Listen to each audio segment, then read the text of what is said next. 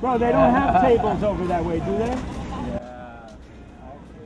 I think they only have tables over this way. I could be wrong. The abandoned, the incarcerated, the outcast, the illegal, the native, the abandoned, the incarcerated, the outcast, the illegal, the native, the abandoned, the incarcerated, the outcast, the illegal, the native, the abandoned, the incarcerated, the outcast, the illegal, the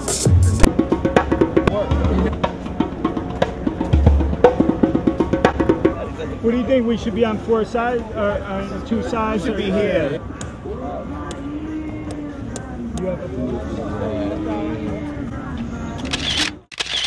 This might be one of his last books called The Slim Dog. Oh, the dog. Yeah. Yeah. This is like a... Yeah, totally. Hey, Ricky. Cut it. He's one of the photographers that I really, when I hear his name, it's a photo of his, I definitely take notice. Because he's like real dude, he's not like pretentious. This photograph people talk about a lot. And as a non-photographer and non-photographer, even aficionado, I really had to examine what is it about this picture.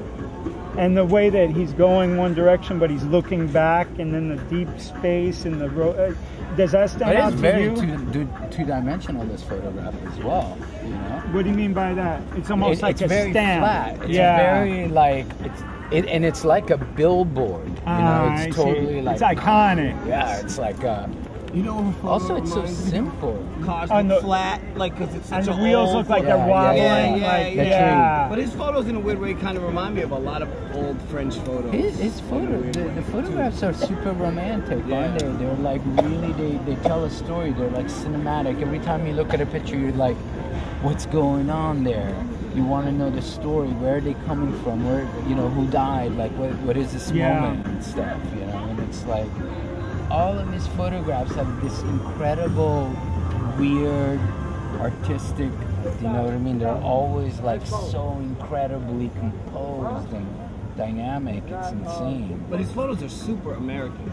That's what I love them. They're so American.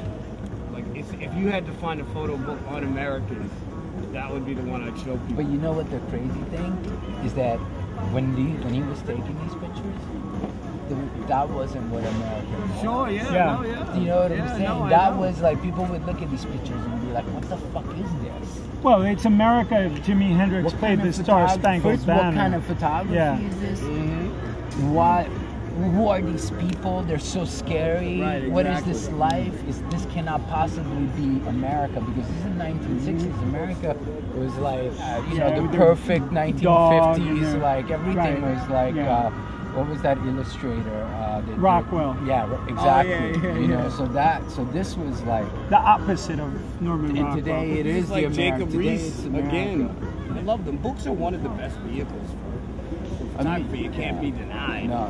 But this dude's pictures are so permanent books. Now, for me, they were always like something permanent. Yeah. That's why it take so long to make it, because I want to make sure I try and get it right. Well, yeah, that's the thing. You know, pictures, I know of his, I like pictures of the West Side by the water in the 60s and 70s. Oh, the Deconstructing New York or something like that. Yeah. Well, that was like one of the first books that I saw that was about architecture and landscape. Yeah. There you go.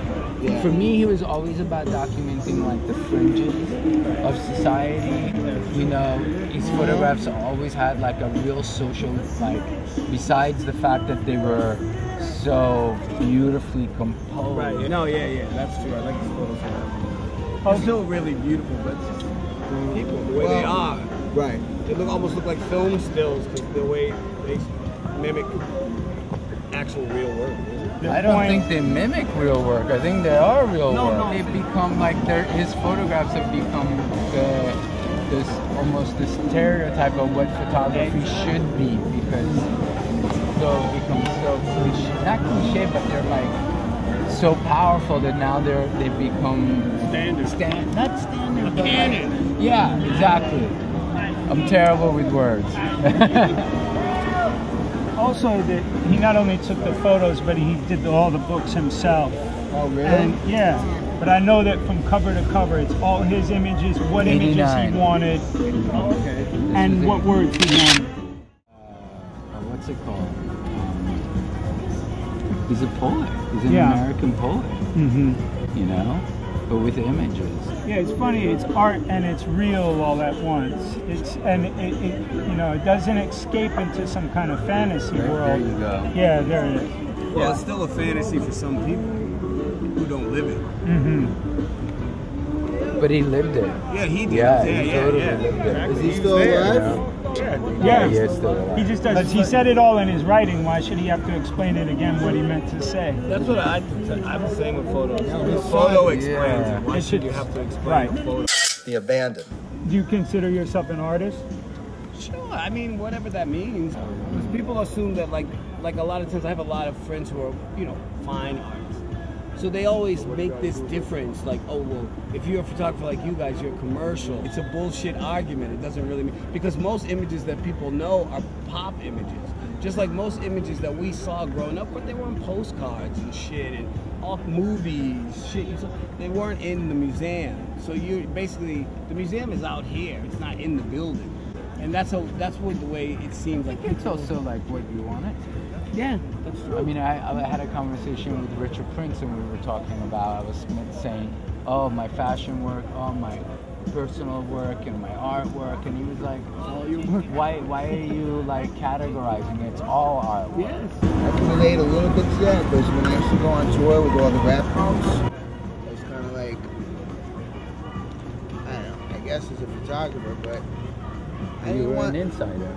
Yeah, that's it. And to me, it was a delicate balance. I didn't want to be like this photographer dude who's there to like turn. You know, I wanted to fit in and just be part of the.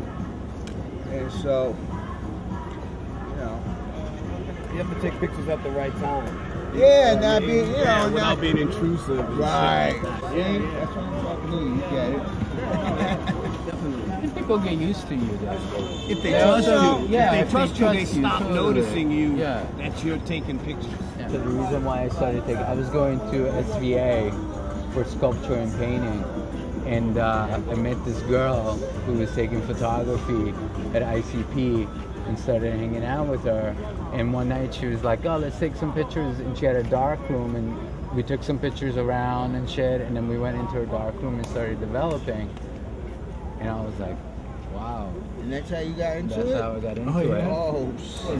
What about you? How do you get My into mother found the camera and gave it to me when I was 10. And so then so I got those, remember those books by like Minor White?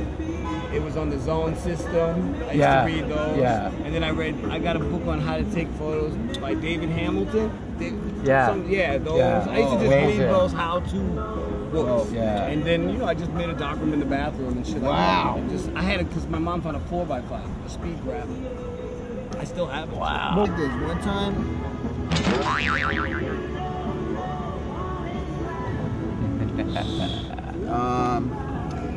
We're talking over here, jerk off, like parading the camera and acting like Joe photographer. You know those Like, guys with 9 cameras? Those have always been my favorite. Oh, I got color in this one. I got Yeah. black and white in Where this they one. just I be got acting all CC and shit. Yeah, It's like, you whack. No. Get the fuck out of here. just being a New Yorker yourself, Yeah. seeing New York? Yeah.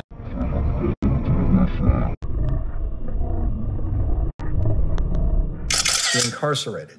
Like these guys were his friends too, so they're looking at their friends behind the camera. Well, you can tell he knows the people that Right. they trust him and stuff Right. like that.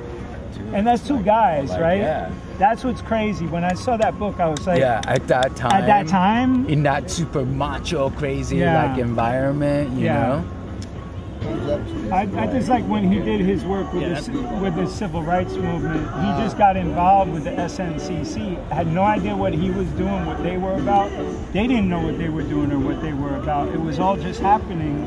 They were making it up as they went along, and he was there on the front lines. He was arrested. He had his head split open. Really? Yeah. And then he was part of a biker gang, and he photographed all the guys in the biker gang as an insider for a year or 2 Yeah, years. those are I the think photos he, of what he I joined saw. the bikers for 2 years. Yeah. And that prisoner, he became very close friends with this guy here. That picture. this one, right? Is that what you're talking No, about? it's a guy passed out and they threw him in the back of a pickup truck. Oh, I've seen that photo. Yeah. I mean, bro. So again, he's putting his camera somewhere where we're not supposed to look. And because he's not being sent by a magazine, he's going because that's what he's curious about. And he's uncovering and revealing something that most Americans don't even want to pay attention to. So he just did them on his own? On his own. Wow. I think the photography for you, it's like you're showing people how you see the world. So it's a good thing because you show, it doesn't matter your form of photography in a weird way. Like I was the opposite. I did everything. I did reportage, sports shit, hip hop shit, fashion. I did all of it. Because I love photography. Yeah, the personality of a photographer person is Everything. wow. I think it's everything. Look at you. Your photos are your personality. That's what you're Yeah. showing. You're showing. You're the filter. You're showing what you want through your own Yeah. filter. And sometimes the filter's good. Oh, I enjoyed this little cerebral cipher. Well, we can be like, thanks, Mr. Lyons, for all the inspiration. Yeah. Let's do this more often. Thank you. Thank you. Yes, props. Thank you.